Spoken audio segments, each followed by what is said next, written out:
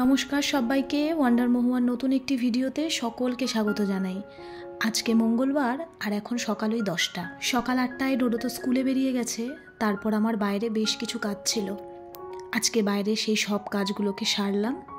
তারপর এখন এসে ঘরের কাজে হাত দিলাম। পুজোর এই কটা দিন দুর্গা পুজো, কালী পুজো নিয়ে এতটাই ব্যস্ত ছিলাম, বাইরের কাজ বলুন, ঘরের কাজ বলুন, সেইভাবে কোনোটাই ঠিক মতন করে ওঠা হয়নি। পুজোর আনন্দ, ডান্স প্রোগ্রামের ব্যস্ততা, এই সব নিয়ে বেশ ভালোই মেতেছিলাম। আমাদের এখানে দুর্গা পুজোটা তো হয়, আপনারা জানেন। দুর্গা পুজোটা শেষ হয়ে যাওয়ার পরে মনটা খারাপ লাগে, তবে অতটাও মনটা খারাপ লাগে না এটা ভেবে যে আর কদিন পরে পাড়ায় কালী পুজো হবে একদম জমজমাটিভাবে। কিন্তু তারপর যখন কালী পুজোটাও শেষ হয়ে যায় তখন সত্যি মনটা খুব খারাপ হয়ে যায়। চতুর্দিকটা, চারিপাশটা না খুব খালি খালি মনে হয়। তবে কালী পুজো উপলক্ষে আমাদের পাড়ায় যে মেলাটা বসে, সেই মেলাটা এখনও আছে। এই মেলাটাও যখন উঠে যাবে তখন আরও খারাপ লাগবে এই রাস্তাঘাটটা দেখতে। আমাদের এখানে জগদ্ধাত্রী পুজোও হয়, তবে এখানে নয়, আমাদের পাশের পাড়ায়, আর আমরা সেখানে যাই না। তবে চন্দননগরে এখন কিন্তু বেশ জমজমাটি ব্যাপার। তবে ইচ্ছে আছে জানেন তো, একবার চন্দননগর যাব ঠাকুর দেখতে। কোনোদিনও যাওয়া হয়নি, তাই ভীষণ ইচ্ছে আছে। কালী পুজোর এই 4-5টা দিন ঘরের কোনায় কোনায় বা আনাচে কানাচে কোথায় ময়লা জমছে বা নোংরা পড়ছে, এইগুলো দেখার সময় ছিল না। তাই আজকে থেকে আবার টুকটুক করে একটু ঘর দোয়ারগুলো পরিষ্কার করা শুরু করলাম। আজকে তো মঙ্গলবার, সকালবেলা ডোডোকে ডিম সেদ্ধ করে দিয়েছিলাম। তাই এখন রান্নাঘরটা খুব ভালো করে পরিষ্কার করব, গ্যাসটাও একটু ক্লিন করব, কারণ আজকে তো আমার নিরামিষ রান্না। তবে আজকে রান্না নিয়ে মাথায় কোনো চাপ নেই, একদম সিম্পল রান্না। শাশুড়িমা সকালবেলা বলল আজকে অজয়কে মাছের ঝোল দেবে দুপুরবেলা, তাই চাপটা আমার আরও বেশি কমে গেল। রইলাম বাকি আমি আর ডোডো, তো আমরা কিছু একটা দিয়ে ম্যানেজ করে নেব। তবে মনে মনে প্ল্যান করেছি যে দুপুরবেলা আজকে কি বানাবো, তো যখন বানাবো তখন আপনাদের সঙ্গে শেয়ার করব। আর আজকে ঘরের সমস্ত কাজ সেরে, রান্নাবান্না সেরে তারপরে স্নান করে পুজো দেব। আজকে যেহেতু বাইরের দিকের কয়েকটা কাজ সারতে সারতে বেশ খানিকটা সময় লেগে গেছে, স্নানটা করাও হয়নি, একটু দেরিও হয়ে গেছে, তাই ভাবলাম আজকে এই দিকের কাজ সমস্ত কিছু সেরে তারপরেই স্নান পুজোটা করব। প্রত্যেক দিন তো একই রকম নিয়ম মেনে চলা যায় না, এক আধ দিন একটু এদিক ওদিক হয়েই যায়। বেশ কয়েকদিন আগেই অনলাইন থেকেই জিনিসটা অর্ডার করেছিলাম, গত পরশু এটাকে রিসিভ করেছি।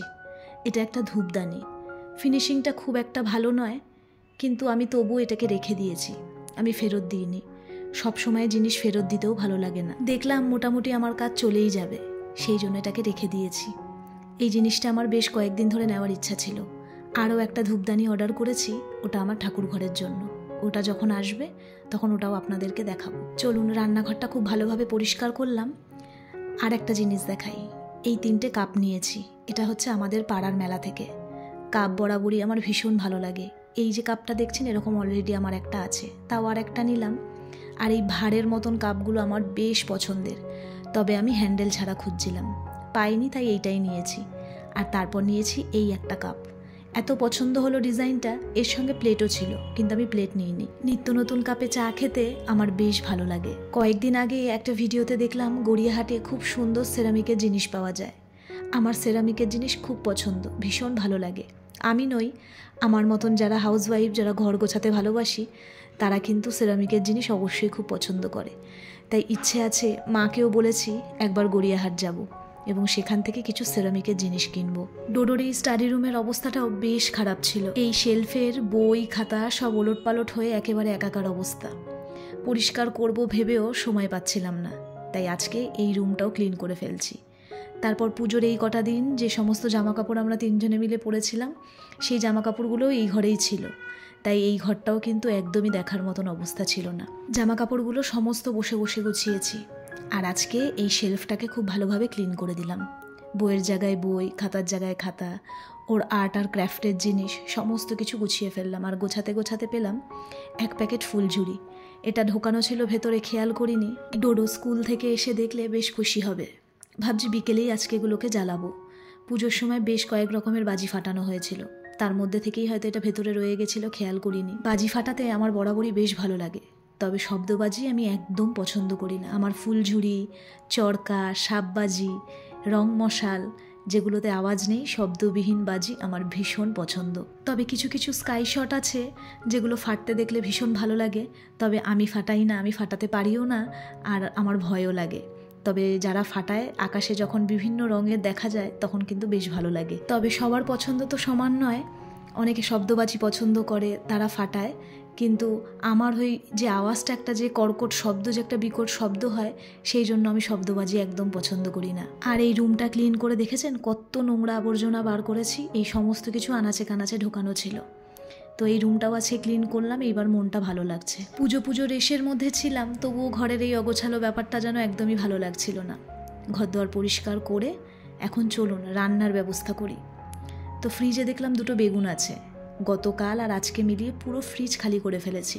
ইচ্ছে আছে আগামীকাল ফ্রিজটাকে খুব ভালোভাবে ক্লিন করব।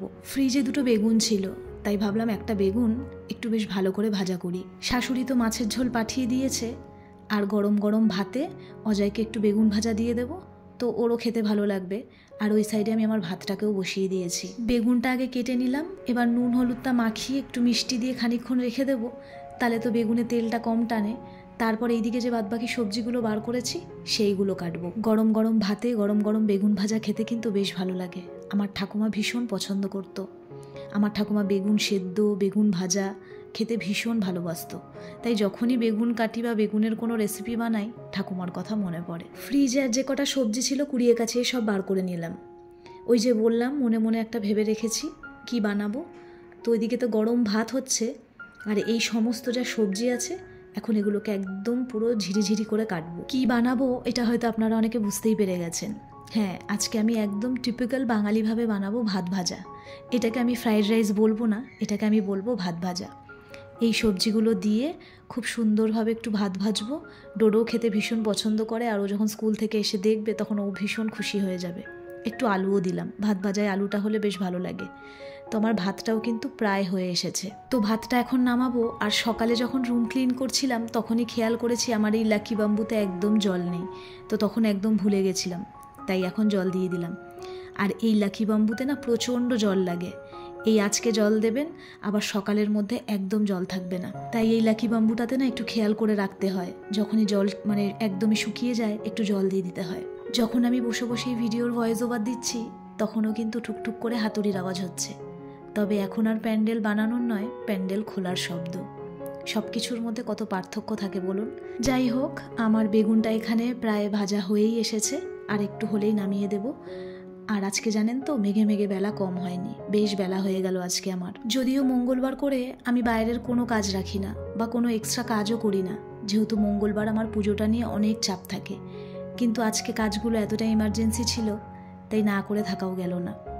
তবে ভাবছি রান্নাটা করে ডোডোর আর অজয়ের দুজনের খাবারই টেবিলে একেবারে সুন্দর করে বেড়ে ঢাকা দিয়ে রেখে দেবো। তারপরে আমার একটু দেরি হলেও অসুবিধা নেই। আর এখন তো যত দিন যাচ্ছে বেলা কত ছোট হয়ে যাচ্ছে, দেখতে দেখতে অন্ধকার হয়ে যাচ্ছে, বেলার সাথে যেন দৌড়ে পারাই যাচ্ছে না। এরপর তো আরও বেলা ছোট হয়ে যাবে, তখন একদম দৌড়ে দৌড়ে ঘরের সমস্ত কাজ সারতে হবে। চলুন এখন রান্নাবান্নাটা শেষ করলাম, এখন স্নান করব। স্নান করে তারপরে এই যে ঠাকুরের সমস্ত বাসন এগুলোকে খুব ভালোভাবে পরিষ্কার করব, করে তারপরে পুজোয় বসবো। পুজো করতে আজকে বেশ খানিকক্ষণ সময় লাগবে। আর দেখতে দেখতে পুজো করে আর এই যে আমি আমার খাবার নিয়েও চলে এলাম। এই হলো আজকে আমার দুপুরের লাঞ্চ। রাতের রান্না আবার রাতে হবে। আর ভিডিওটাও আজকে এখানেই শেষ করব। সকলে ভালো থাকবেন, সুস্থ থাকবেন। আবার আপনাদের সঙ্গে পরের ভিডিওতে দেখা হবে।